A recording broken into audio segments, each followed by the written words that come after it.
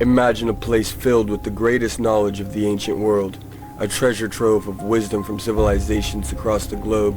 Philosophers, scientists, and scholars gathered here exchanging ideas that could have advanced human civilization by centuries. And then poof, gone, vanished in flames. The Library of Alexandria, the OG Google, deleted before anyone could hit Ctrl+Z. But what exactly was lost? And who was responsible for history's biggest knowledge wipeout?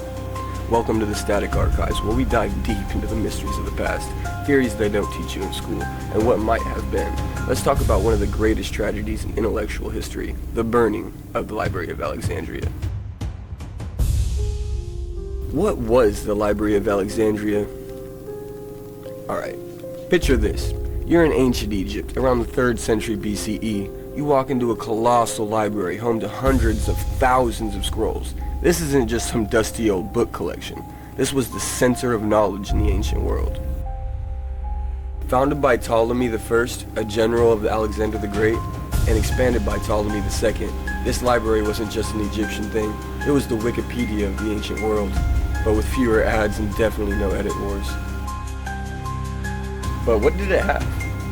Writings from Greek philosophers like Plato and Aristotle, mathematics, astronomy, medicine, engineering texts, basically anything smart people wrote at the time. But even Buddhist texts from India and knowledge from Persia, Babylon, and beyond. It was massive, intellectual melting pot. They even had a mandatory book stealing policy. Any ship that docked in Alexandria had its books confiscated, copied, and maybe returned. You ain't even sure you're getting your shit back.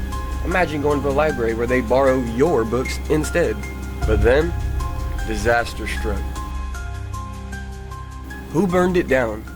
Now this is where things start to get messy, because nobody knows for sure who actually burned it down. There's no clear historical record, so naturally, humans have just been blaming each other for centuries.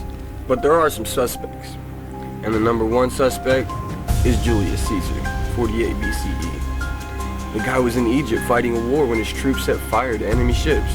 The fire accidentally spread to the city, and possibly the library. Did Caesar say, oops, my bad? Nah, he went on a date with Cleopatra instead.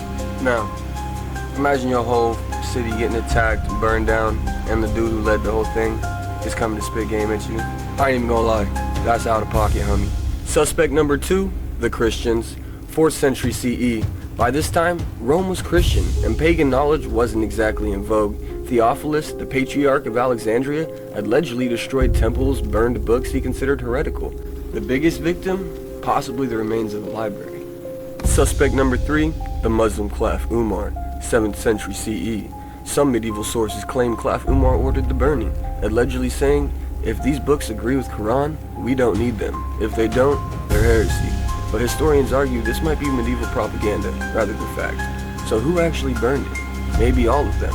The library probably declined over centuries, getting hit with multiple book burning events until there was nothing left. Okay, so what did we actually lose? The short answer, we have no idea. But historians believe some game-changing discoveries may have been lost forever. Such as Eratosthenes' work on the Earth's circumference.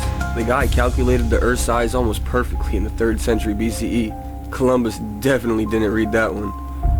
Or maybe Heron's steam engine. The 1st century Greek engineer designed a working steam-powered device. Imagine if we had steam trains in ancient Rome? What about the lost works of Aristotle, Archimedes, and Pythagoras? Their full research could have advanced science by centuries. Maybe we'd have sent astronauts to space in the 1600s. In short, we might have had an industrial revolution 1,000 years earlier, or at least better at math homework. The destruction of the Library of Alexandria may have sent humanity back centuries. Without it, we lost connections between cultures, forcing future civilizations to rediscover old knowledge the hard way. But here's the kicker. Not all ancient knowledge was lost. Some works survived in Islamic, Byzantine, and Indian libraries, and were later rediscovered in the Renaissance. Still, it makes you wonder, what if the libraries had survived? Would we be colonizing Mars by now? Would we be flying around on Leonardo da Vinci's helicopter? One thing's for sure. History has a habit of erasing itself. So what do you think? Who really burned the library? What lost knowledge do you wish we had today? Could we have had flying cars centuries ago? Drop your thoughts in the comments. Like, subscribe, and join us next time as we undiscover more ancient mysteries. Only on the Static Archives.